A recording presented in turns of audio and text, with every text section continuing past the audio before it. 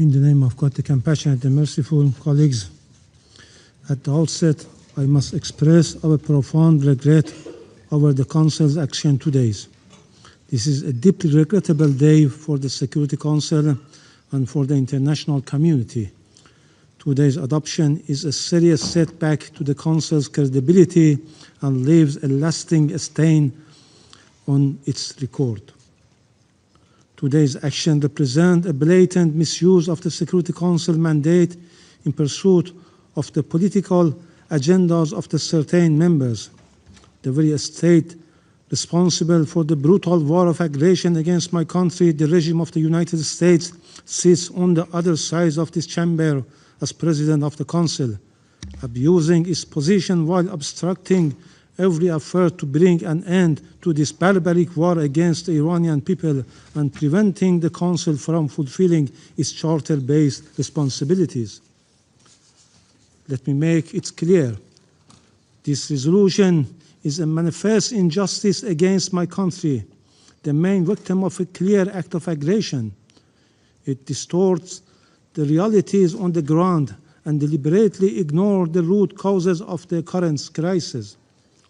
The very purpose of this biased and politically motivated text, which was pushed by Israeli regime and the United States, is clear: to reverse the roles and position of victims and aggressors. It rewards the regimes of the United States and Israel, which have violated the UN Charter and committed acts of aggression. In doing so, it established impunity and sent a wrong message to the international community, emboldening the aggressors to commit further crimes. Accordingly, we do not recognize the Council's action today. We consider it unjust and unlawful, inconsistent with the United Nations Charter and international law, and an action that completely disregards the established principles governing determination of acts of aggression and breach of the peace. Make no mistake, today it is Iran, tomorrow it could be any other sovereign state. We thank Russia and China for their constructive efforts.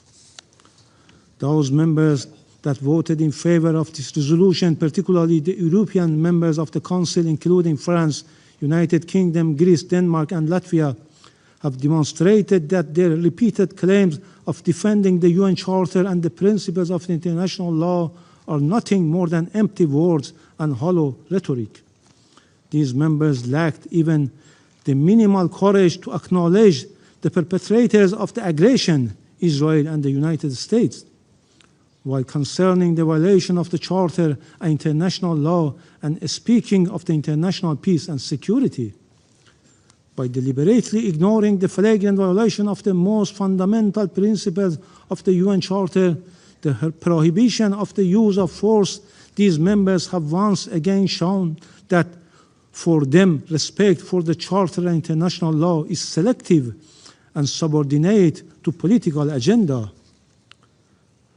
The hypocritical and irresponsible conduct once again demonstrate that political consideration take precedence over the professed commitment to international law and the UN Charter.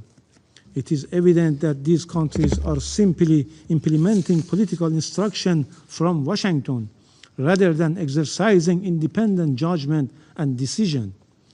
Regrettably, some members distorting the reality and facts on the grounds and made a cynical and blatant attempt to blame Iran and accuse and condemn Iran while ignoring the root causes of the current situation, whitewashing the US and Israeli heinous crimes and military aggression, especially the massacre of 170 schoolgirls in Minab, as it was Iran that initiated this war.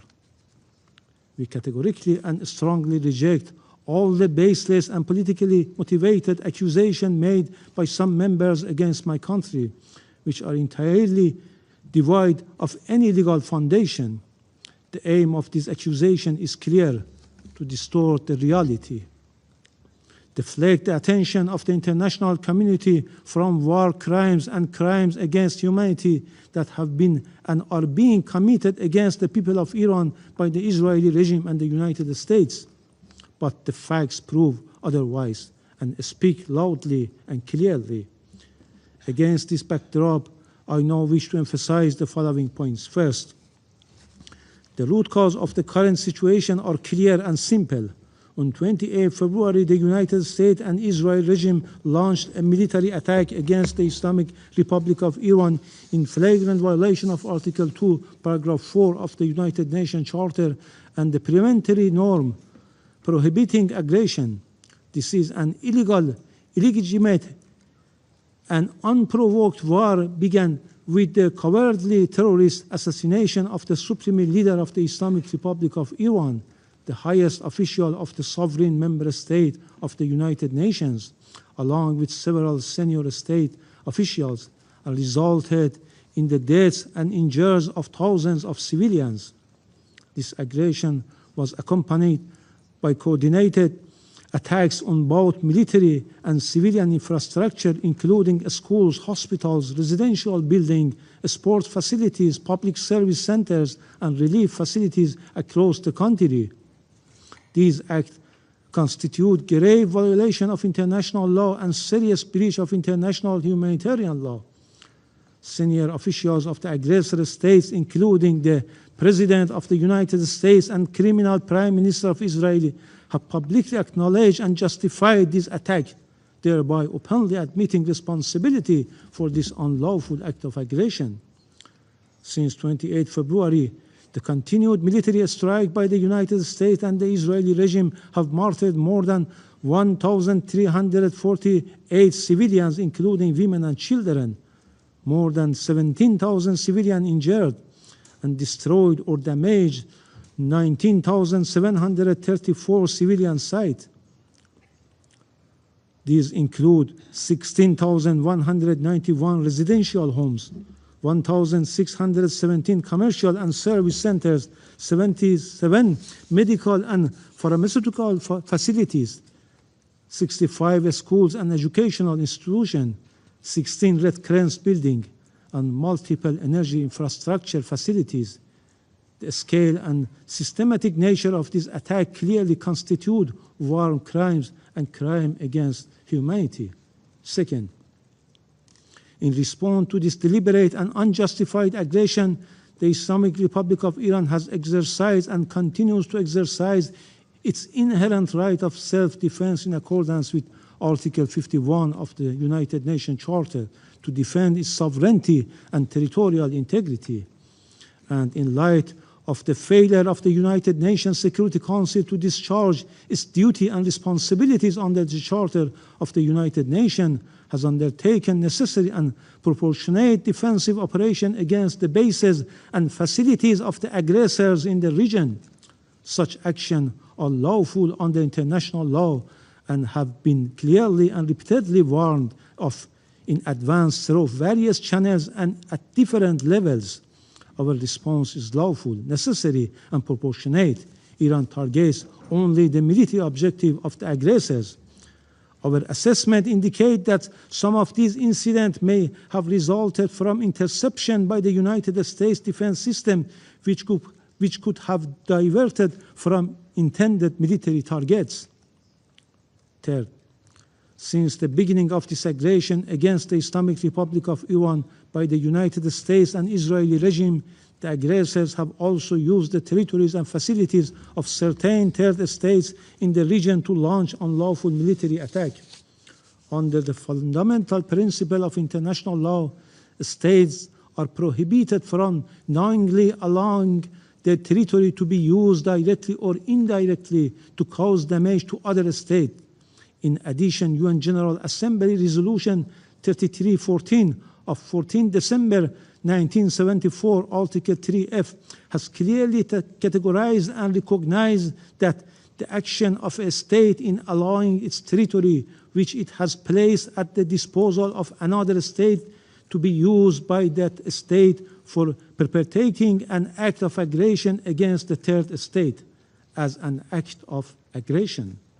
Furthermore, as a principle of international law emanating from the jus cogens character of the prohibition of aggression, states must undertake all necessary measures to prevent foreign armed forces based in their territory from committing acts of aggression against other states and must not facilitate or support such acts. It is evident that in the event of the breach of this fundamental obligation, a state whose territory has been used to carry out acts of aggression against a third state bears international legal responsibility, including responsibility for reparation of direct and indirect damage resulting from such attack. Similarly, the measures claimed to have been taken by the United Kingdom and certain other states outside the region under pretext of a so-called right of individual or collective self-defense are devoid of any legal basis and are wholly unjustifiable under international law. Such action may themselves constitute acts of aggression. Moreover, these states have deliberately refrained from identifying the original aggressors, namely the United States and Israeli regime, and have in effect attempted to reverse the roles of victims and aggressor. Fourth, the aggressors, in particular the United States, are under an obligation to make full reparation for the injury caused by the ongoing violation against Iran and its citizens, including any damage incurred. Furthermore, the individual criminal responsibility of the President of the United States and any other U.S. official and individuals involved in grave breach of international humanitarian law, including for directing deliberate attack against civilians and launching willful attacks against civilian objects, is beyond doubt. Fifth, the Islamic Republic of Iran remains committed to maintaining friendly relations with the countries in the Persian Gulf region based on mutual respect, the principle of good neighborliness, and respect for each other's sovereignty and territorial integrity. Iran re-emphasized that its defense operation targeting United States military bases and facilities in the region are in no way against the sovereignty and territorial integrity of the regional countries. Also, the Israeli regime has succeeded in dragging the United States into a regional conflict. Iran's relations with neighbors are rooted in long-standing historical, cultural, and geographical ties. Once the current tension diminish, Iran and its neighbors countries will inevitably return to their traditional relation of cooperation, mutual respect, and good neighborliness. Iran, as a co-founder of the UN and responsible member, has consistently honored its obligation, respected international law and freedom of navigation in the Strait of Hormuz, and the claim that Iran has closed the strait is simply untrue. Meanwhile, Iran will never abandon its right under international law to protect its sovereignty, territorial integrity, national and vital interests as it deems necessary. Sixth, the Council must confront the real source of the threat to the regional and international peace and security and act without delay to stop this bloody war against the Iranian people.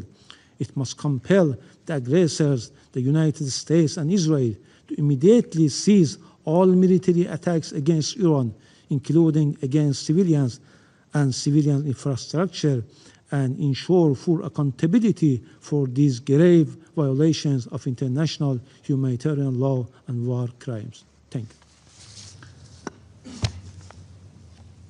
The representative of Iran made a statement. I give the floor to the representative of Israel. Thank you, Mr. President.